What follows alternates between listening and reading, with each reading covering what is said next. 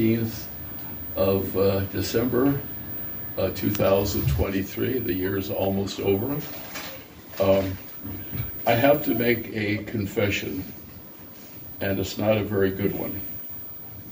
I did something that was not what a historian should do. I assumed something without doing any research on it. I'm referring to the fact that if you go into the Wrigley Mansion, the Inn on Mount Ada, I think it's room number 4 is referred to as the Prince of Wales room. So I assumed the Prince of Wales came to Catalina and stayed in the Wrigley Mansion because of what they had on the, that room. He didn't. So I did my research. So I have to learn I can make an educated guess, but only after I exhaust all possibilities of doing research. This one, it was just a knee-jerk. The name's on the door, I figured he must have been here. Well, I was totally wrong, so I have to apologize, but I will tell you what the real story is. So, first let's go to the Tuna Club. The Tuna Club was established in 1898 by Charles Frederick Holder. Not only did he set the standards for fishing, the rules for sports fishing that's now used around the world, but he also started the Turn of Roses Parade in Pasadena, so he was quite an important person. Now, when the Tuna Club was started in 1898, Charles Frederick Holder was very smart. He immediately started giving honorariums or honorary membership to the presidents that were around at the time that he started the Tuna Club. So he made Grover Cleveland, William McKinley, and Theodore Roosevelt honorary members of the Tuna Club.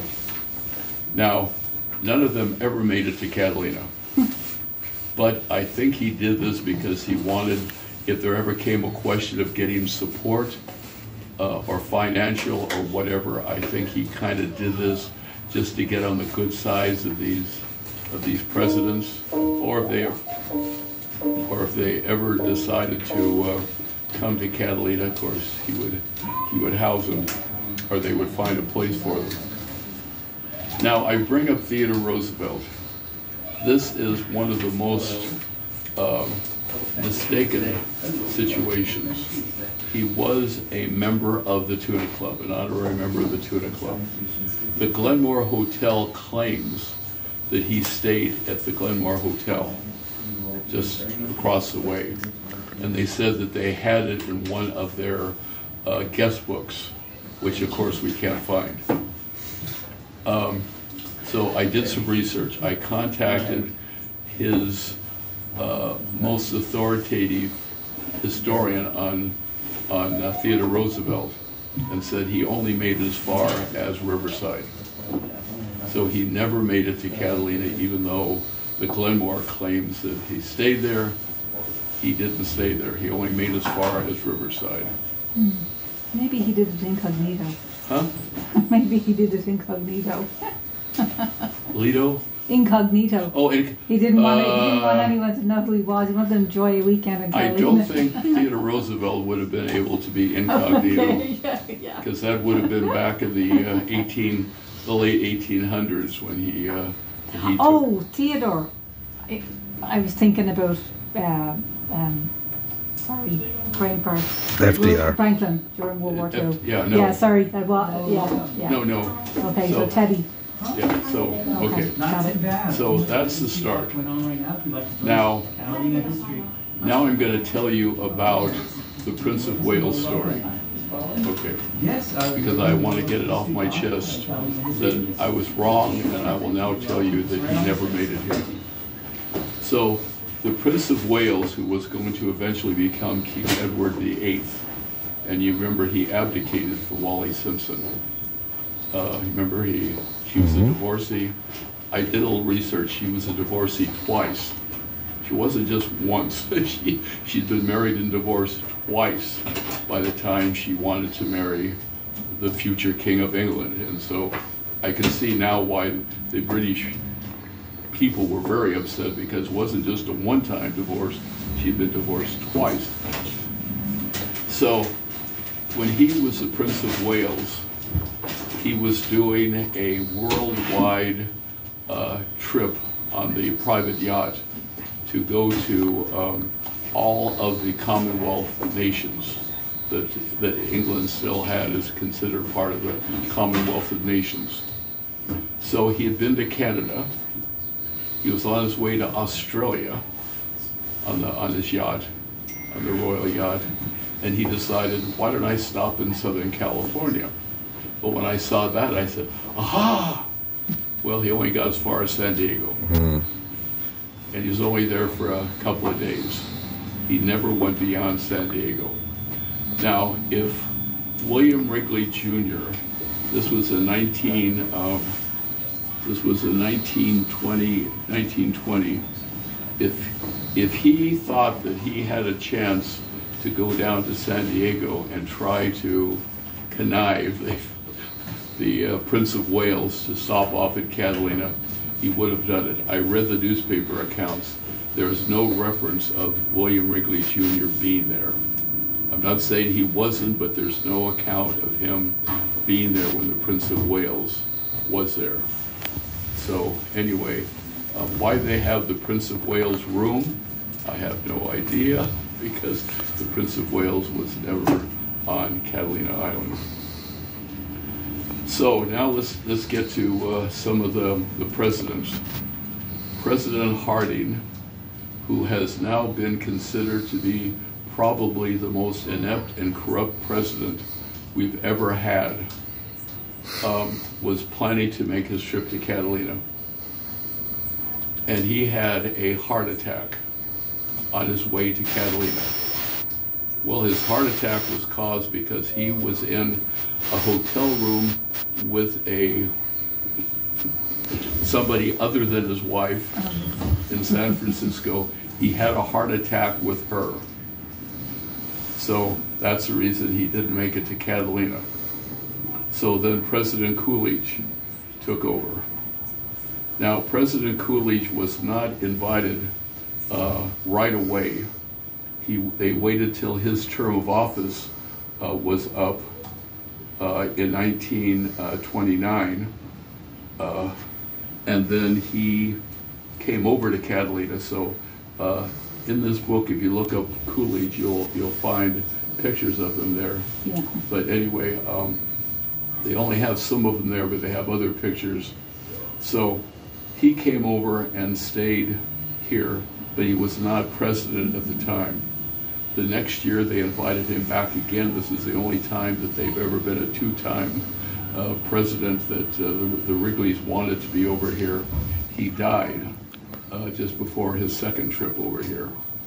In fact, he died the same year that William Wrigley Jr. died. So that was not a good year. So that takes us up to President Hoover. President Hoover came in after Coolidge. I want you to notice a little. Have you noticed a little bit of a theme that seems to be going here? Do you know anything about the presidents? Not as much as I should. Well, no, I'm Irish, so no, I don't know too much. No, much. that's okay. They're all Republicans. Oh, okay. They're all Republicans. And of course, Mr. Wrigley was very much a Republican. So I'm just noticing it was kind of funny that they're all Republicans that come to the island. So anyway, okay. So Herbert Hoover came to Catalina to fish, and we do have a picture of him someplace. I didn't find it in this section. He came over here to fish before and after he was president. And of course, he came in after Coolidge, and then he lost to Roosevelt. So he came during the Coolidge era, and he also came during the Roosevelt era, just to the island to fish. As far as I know, he did not stay with the mansion. I think he only came over just for the day. Now we get to oh, by the way, when I was talking about the Prince of Wales, you might be interested to know that Winston Churchill So it's just an outlook right below. came here in 1929. He wanted to catch, so he came here in September 22nd, 1929. He wanted to catch a marlin. In fact, you see a picture of it. Yeah. He wanted to catch, well, a swordfish. It was really a marlin, but he wanted to catch a swordfish. So everybody told him, you don't have a chance to catch in the short time that you're here. He's only here for a couple of hours. They said there's no chance that you're going to be able to do it.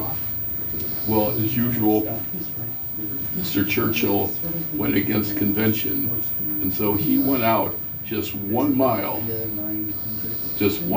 out. In 20 minutes, he caught a 188-pound swordfish. He caught it, brought it in, and then took it and showed off to the members of the tuna club, who I'm sure wanted to kill him, because many of them had been waiting their whole life to catch it. He did it on it, and he said, boy, this was no big deal. I don't know, it was fun, but it certainly was no big deal to go out and I found on eBay a letter that he had written to his wife, Clemmy, where he said, this is a kind, I wish I had the money to buy it. It would have been an interesting one, because it was a sort of a P.S. While I'm in California, I plan to go to Catalina and see if I can catch a swordfish. So that's also verified that but obviously he did a great job. Okay, so now we are, now things turned interesting because now we have Ronald Reagan. Now Ronald Reagan, I think, has the best story regarding Catalina. In 1937, he was a sports commentary in Ohio. He was covering the Chicago Cubs. Now, Mr. Wrigley owned the Chicago Cubs from 1921 to 1951, and he wanted to be an actor. He had that as his interest. So he convinced the Wrigleys that during their spring training of 1937 to bring him over so he could do the color commentary on the radio. They call it color commentary because they had no TV, so he would tell people what they wouldn't be seeing because they're only listening to a radio. So that's what he did in Ohio. So they brought him out here. So while he was here on the island doing the color commentary for their spring training, which was normally in February and March, they wanted their players to get into nice weather, which they didn't have in Chicago, so that's the reason they brought him out here. He would go back and forth to the mainland to visit friends. So one day he got over on the mainland, a big storm came and he couldn't come back. So he said, why don't I just go visit my friends at Warner Brothers? They had invited him to come and see the studio. So when he got down there, while he was visiting his friends, they said, why don't you try for a screen test? He said, why not? I'm already here.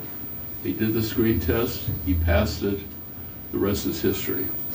Now, at the Reagan Museum for a long time, they had a plaque there that Ronald Reagan said, if it wasn't for the people of Catalina, he would not have been governor of California for 2 terms, president of the United States. The Berlin Wall might have still been up if it hadn't been for him doing what he said to Gorbachev, bring down that wall. So the point is, he gave Catalina credit for his whole career. The sad part is he never came back. He never came back as president or after president.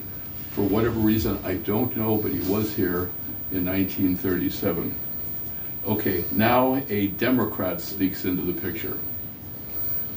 During World War II, the island was given to the military, I think it was for $1, by his son, William Wrigley Jr.'s son, Philip Knight Wrigley. It was wartime. So he said, of course, if you want to have this as a military base, because they were afraid the Japanese were going to be coming down the coast, which they finally did, and use it as a military base to destroy the oil refineries. That's the reason why the Japanese were planning to take over Catalina. So he was vice president at the time, so he came here during the war when he was only vice president in 1942, I think it was, to check out the facilities on the island, especially down at Two Harbors, because they had a major military base down there. So that's how he snuck in, but again, he wasn't president. The only president that ever was, and you'll see a picture there, the only president was ever president when here was Richard Nixon. He had come over just for the day, and again, you see a picture of that. That was in January of 1971. He had just taken a helicopter, his private helicopter, from his compound down in San Clemente. That's where he had his winter home, I guess you would call it. And so they came up and landed at the airport up in the sky. Now, if you read the story, and I got this from the mayor, Harvey Cowell, a very good friend of mine, had just been notified that the president had just arrived. That's all the warning he got. The helicopter has landed. So he had to make it up to the airport as quickly as he could. You see a picture of him shaking hands. Lucy Nixon was there. Bibi Rebozo, all the big wigs were there, and so he was the only, and he was the last president to be here. I'm going to be honest with you. I'm really surprised that President Trump didn't make it here, because he had a very strong support group over at the Balboa Bay Club and the men's group over there. So I just thinking that it really surprised me that he didn't make it here. But anyway, who knows? So anyway, that's pretty much that's our presidents.